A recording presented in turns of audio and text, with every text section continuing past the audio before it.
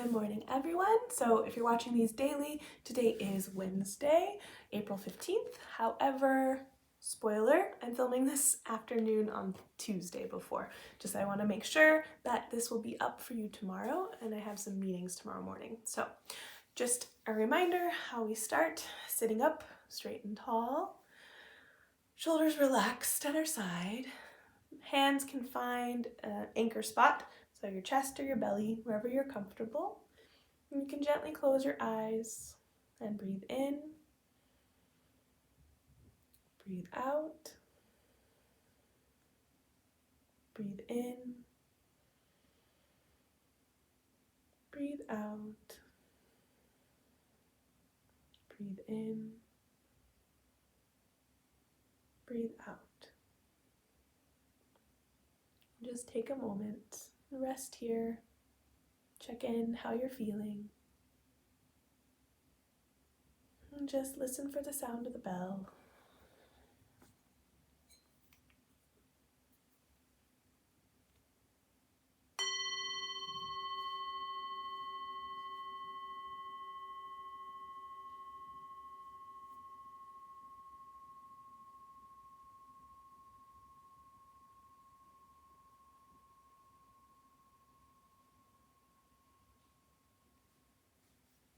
So today's mindful moment, we're going to do that loving kindness exercise again, because it's important to be kind to other people, but today we're also going to focus on being kind to ourselves, because a lot of times we can be a lot more mean to ourselves than to people around us.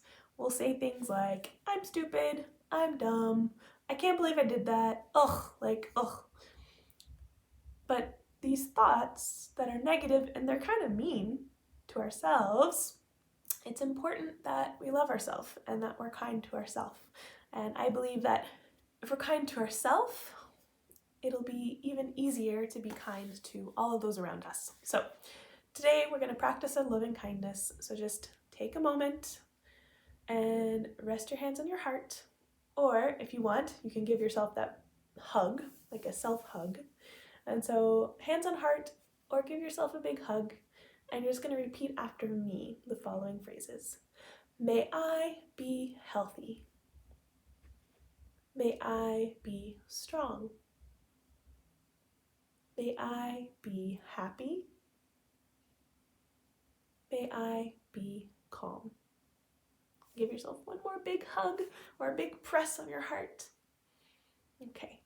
And today we're going to continue Dr. Seuss Week by reading the actual story in the front, The Sneetches, written and illustrated by Dr. Seuss. Now, The Sneetches. The starbelly Sneetches had bellies with stars. The plain belly Sneetches had none upon theirs. Those stars weren't so big. They're really so small. You might think such a thing wouldn't matter at all. See? Star, no star. Maybe you didn't even see it. But because they had stars, all the starbelly Sneetches would brag. We're the best kind of Sneetch on the beaches.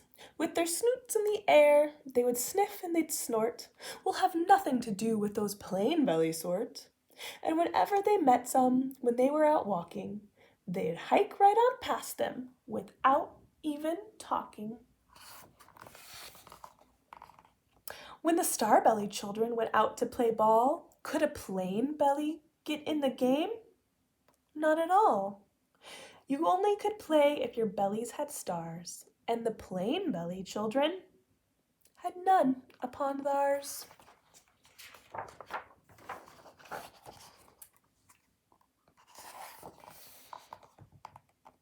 When the starbelly Sneetches had Frankenfurt roastes, I'm going to try that again. When the starbelly Sneetches had Frankfurter roasts, or picnics, or parties, or marshmallow toasts, they never invited the plain belly Sneetches. They left them out cold in the dark of the beaches. They kept them away, never let them come near, and that's how they treated them year after year. How do you think the plain belly Sneetches felt? Then, one day, it seems, while the plain belly Sneetches were moping and doping alone on the beaches, just sitting there wishing their bellies had stars, a stranger zipped up in the strangest of cars. "My friends," he announced in a voice clear and keen, "my name is Sylvester McMonkey McBean, and I've heard of your troubles. I've heard you're unhappy, but I can fix that. I'm the fix-it-up chappie. I'm come here to help you. I have what you need, and my prices are low, and I work at great speed, and my work is 100% guaranteed." Then quickly, Sylvester McMonkey McBean put together a very peculiar machine. And he said, "You want stars like a starbelly Sneetch? My friends, you can have them for $3 each. Would you get one?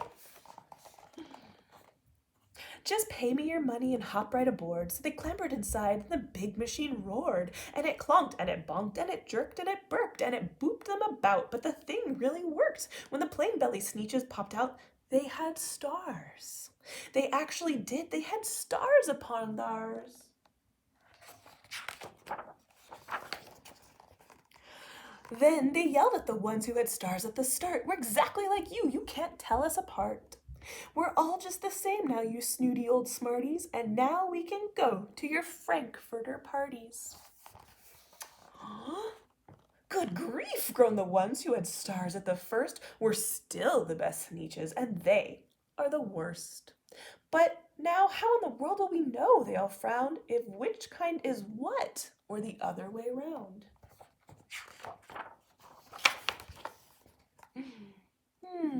What do you think they're gonna do? Then came McBean with a very sly wink, and he said, "Things are not quite as bad as you think, so you don't know who's who.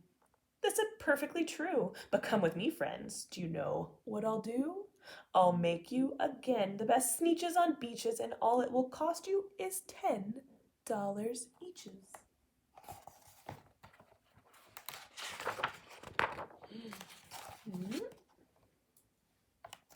What do you think he's gonna do? "Belly stars are no longer in style," said McBean. "What you need is a trip through my star off machine.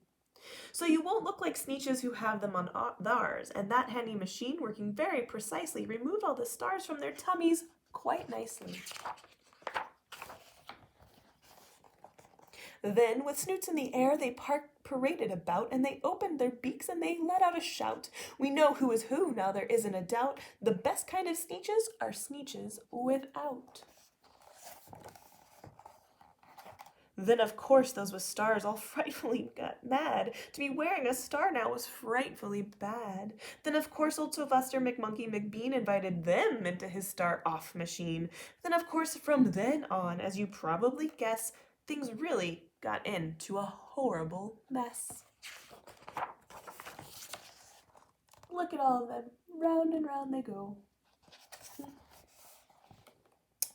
All the rest of that day on those wild screaming beaches, the fix-it-up chappie kept fixing up Sneetches. Off again, on again, in again, out again. Through the machines they raced round and about again. Changing their stars every minute or two, they kept paying money, they kept running through, until neither the plain nor the starbellies knew whether this one was that one, or that one was this one, or which one was what one, or what one was who.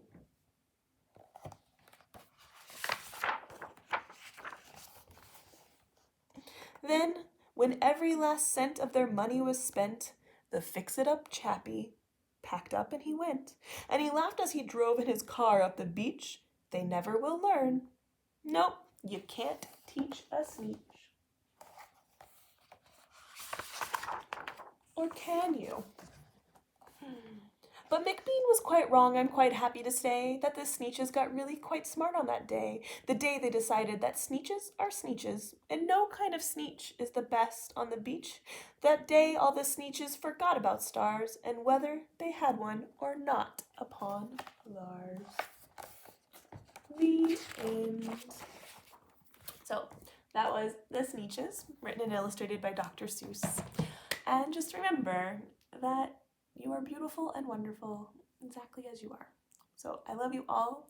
We are going to finish sitting up straight and tall, taking a moment, finding your calm, finding a breath, breathing in and out, and just listen to the sound of the bell.